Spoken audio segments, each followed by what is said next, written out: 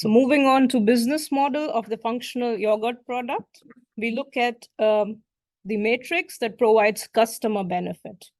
Now, to look at the value creation architecture, we need to identify the crucial value creation partners. Which partners play an important role here to promote the yogurt product indirectly?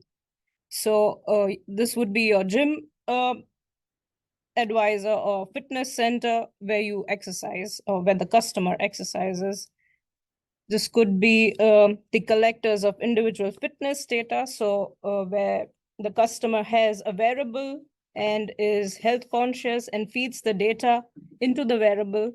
This could create value and promote the product. What are the key resources here that provides the benefit to the customer in the sense of promoting fitness?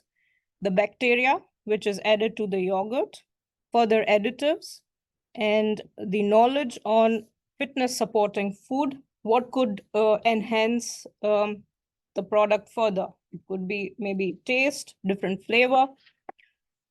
And what are the core competences here to look at? And so what could further, let's say, the adoption of yogurt's composition, which means that what strain should go into which yogurt, or what flavor could be added to this particular strain of yogurt or of bacteria that could be added to the yogurt.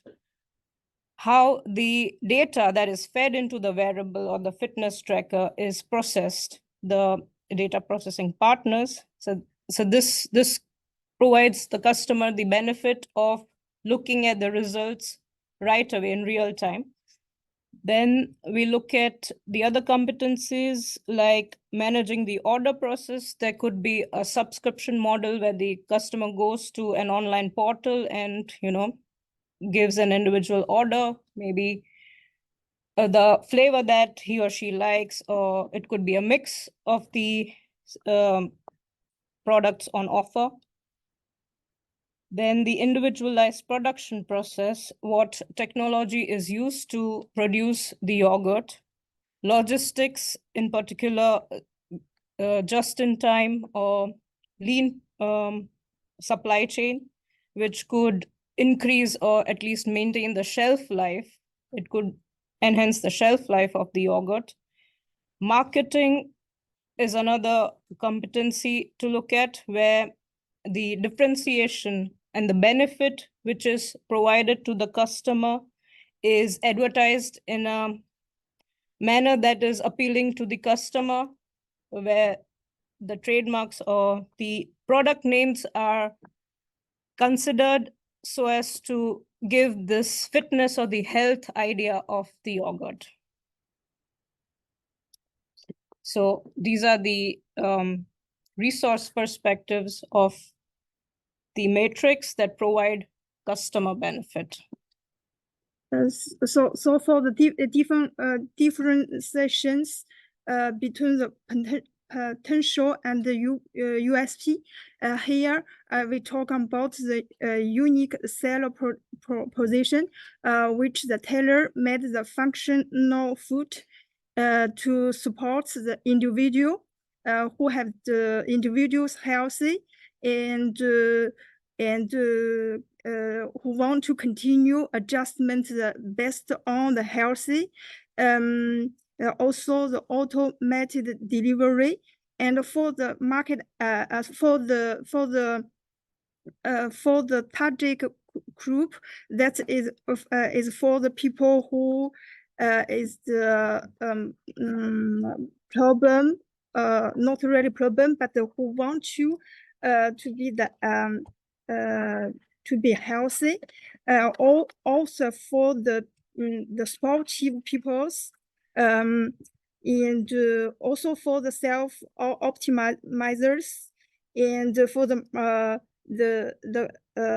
relationship with the customers, that they can do the subscriptions for to the application, to the healthy or fitness application, or the personalized nutrition tip based on the data, and the sales channels that is they can cooperative the fitness partners or the direct home delivery. So what we see here is the underlying model of the 360-degree IP strategy, which in the end is let's say sets on the business model and gives a, let's say, framework to derive in the end IP, let's say IP actions.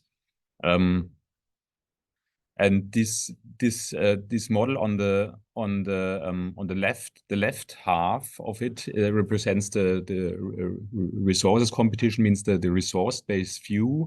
And the right half is related to the market based view. The upper or the lower half refers or has that technology view in a way that it's about the prerequisites or maybe the enablers for the business, for the later business, and the upper half is referring to the product. So this in a way that it's about doing the business with the final product.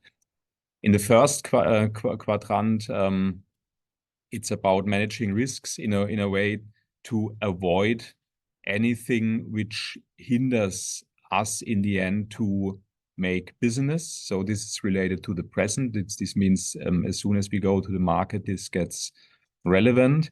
The second quadrant is about taking care that the resources we are using for the later business get not imitated. And this is related to the past in a way that the resources have been built up in the past.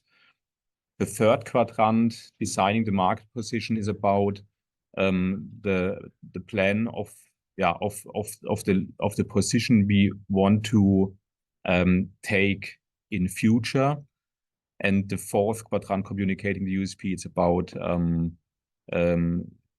securing the USP and communicating and using them also as a marketing vehicle to transport the USPs to